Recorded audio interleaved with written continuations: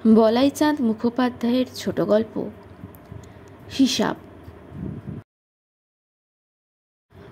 2 আর 2 যোগ করে যতক্ষণ 4 হয় ততক্ষণ কোনো গোল থাকে না, কিন্তু যদি কোনো কারণে তা না হয় তাহলেই আমরা বিভ্রান্ত হয়ে পড়ি। পদীর ব্যাপারে তেমনই বিভ্রান্ত হয়ে আছি। ভালো নাম পদ্মাবতী, ডাকনাম পদী। অত্যন্ত গরিবের মেয়ে। উপযুক্ত সদয় আত্মীয় স্বজন এমন কেউ নেই যে ভার নেয়। গরিবের মেয়ে হলেই বাধ্য হয়ে গৃহকর্মে নিপুণা হতে হয়। তা না হলে বাসন মাজা, কাপড় কাচা, রান্না করা, উঠোন ঝাড় দেওয়া, ঘর নিকানো, গোয়াল পরিষ্কার করা কে করবে? পদী নিজের ঘরের কাজ তো সব করতই, পাড়াপড়শির ফরমাসও শুনত।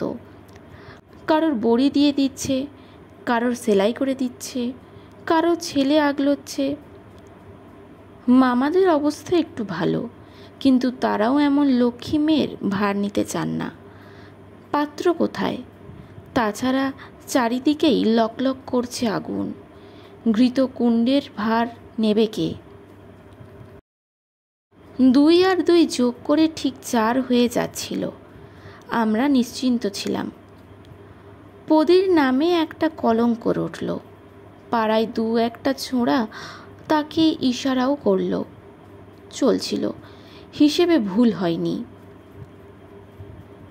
আমরা জানতাম পদীর বিয়ে হবে না, এবং শেষ পর্যন্তও সব ভাব্য পরিণতিগুলোকে স্পষ্ট রূপে আর ভাববার চেষ্টাও করতাম না।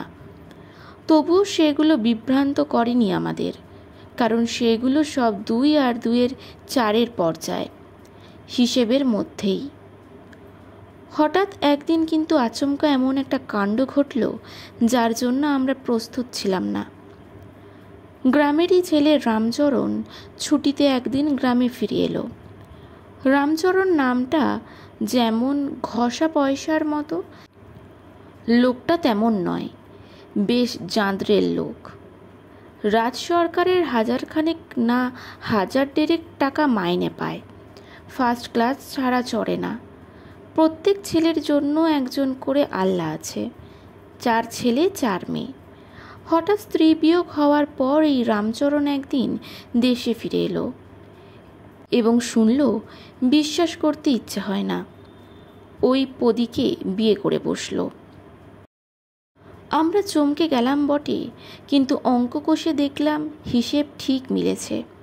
পদ্মাবতী রূপসী ছিল। অবিশ্বাসী মন অবশ্য বাজে তর্ক তুলছিল 2-1টা। পদ্মার চেয়ে বেশি রূপসী আরেকটি মেয়ে সঙ্গে সম্বন্ধ এসেছিল তার।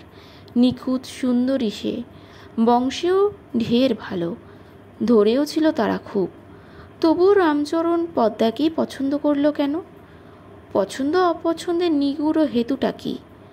মনের এসব বাজে কৌতূহলকে অবশ্য প্রশ্রয় দিইনি। পছন্দ হয়েছে, বিয়ে করেছে। 2 আর 2-এর 4-এর আবার কোন দিক? পদীকে বিয়ে করাতে রামচরণ দেব পদব্রাজ্য হয়ে উঠল প্রায়। চারিদিকে ধন্য ধন্য পড়ে গেল। পদী খুব খুশি। 1 গা গহনা, দাসী কাপড় জামা, মাথায় চওড়া সিঁদুর, 1 মুখ হাসি, আর আলাদা রূপই খুলে গেল তার। যাবার দিনে স্টেশনে গেলাম সবাই। রিজার্ভ ফার্স্ট ক্লাস গাড়ি, ফুল পাতা দিয়ে সাজানো হয়েছে সেটাকে। রামচরণ উঠে বসল। ছেলেমেয়েরা পাশের কামরায় ছিল। পদী উঠেই এক কাণ্ড করে বসল। উঠেই উপরের দিকে চেয়ে আহ বলে চিৎকার করে উঠল সে। তারপরই অজ্ঞান। সমস্ত দেহ থরথর করে কাঁপতে লাগল।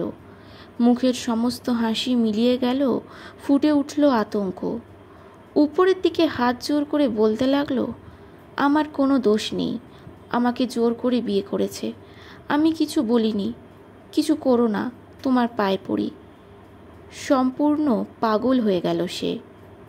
ভূত? আজকাল ভূত বিশ্বাস করে না কি কেউ?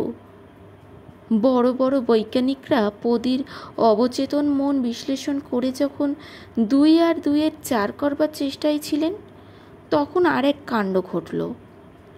ছোট্ট একটা মাদুলি পরে পদি সেরে গেল হঠাৎ।